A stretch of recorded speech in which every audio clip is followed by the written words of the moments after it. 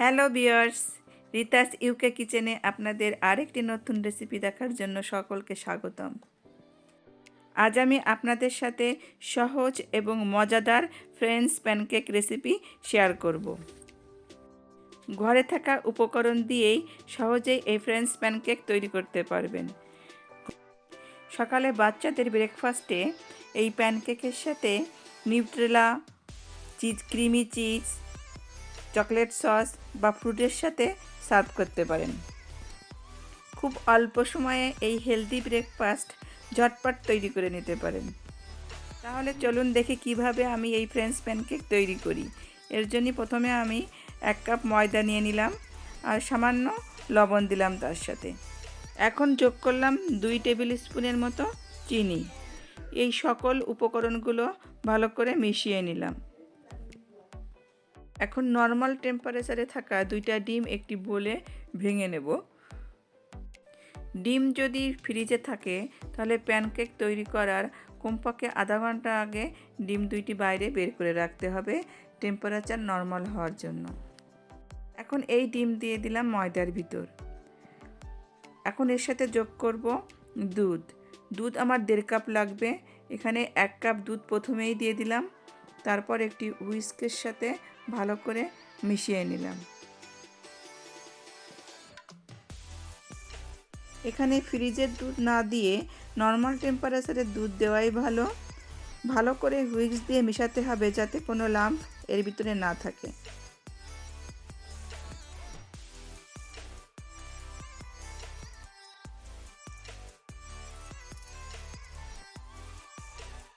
এবার অল্প অল্প করে দুধ দেবো আর মেশাতে থাকবো।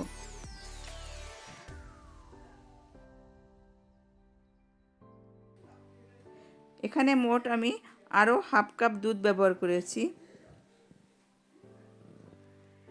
এবার আপনাদের বেটারের ঘনত্বটা দেখিয়ে দিলাম, ঠিক এই রকম ঘন হবে। পাটিসাপটা পিঠে বানাতে গেলে বেটারের ঘনত্বটা ঠিক যেমন হবে তার থেকে হালকা পাতলা হবে।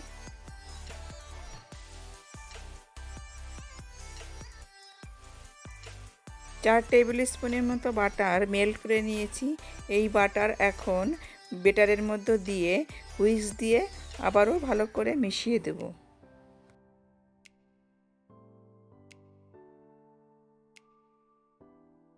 হাফ টি স্পুন ভ্যানিলা এসেন্স এর ভিতর দিয়ে দেব।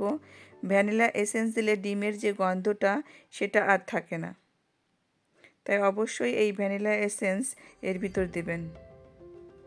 ফ্রেঞ্চ প্যানকেক তৈরি করার জন্য আমি যে বেটার তৈরি করব এতে বেকিং পাউডার বা বেকিং সোডা দেওয়ার কোনো প্রয়োজন নাই। তেল ব্রাশ করে নিয়ে ফ্রাই প্যান বসিয়ে দিলাম চুলায়, তারপর পরিমাণ মতো বেটার নিয়ে এর ভিতর দিয়ে দিলাম প্যানকেক তৈরির জন্য। মনে রাখতে হবে বেটারের পরিমাণ যেন খুব বেশি না হয়, কারণ ফ্রেঞ্চ প্যানকেক পাতলা এবং ক্রিস্পি হয়। চুলার ফ্লেম মিডিয়ামে রেখেই ফ্রেঞ্চ প্যানকেক তৈরি করব। 15 থেকে 20 সেকেন্ড পরেই আমি প্যানকেক উল্টিয়ে দেব।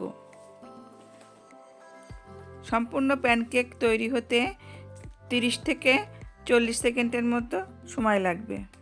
ফ্রেঞ্চ প্যানকেক তৈরি করতে অবশ্যই ননস্টিক প্যান ব্যবহার করতে হবে। 2-3টি ফ্রেঞ্চ প্যানকেক তৈরি করার পর মাঝে মাঝে তেল অথবা বাটার ব্রাশ করে নিতে হবে। এভাবে একে একে সব প্যানকেকগুলি আমি তৈরি করে নিলাম। আশা করি আপনাদের এই রেসিপিটি ভালো লেগেছে। যদি ভালো লেগে থাকে বাড়িতে একদিন অবশ্যই ট্রাই করবেন। আর রেসিপিটি যদি আপনাদের কাছে ভালো লেগে থাকে তবে লাইক শেয়ার করবেন।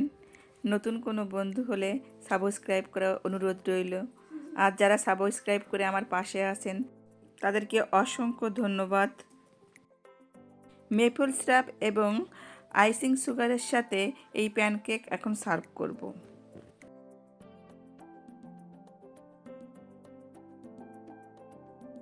সম্পূর্ণ ভিডিওটি দেখার জন্য অসংখ্য ধন্যবাদ।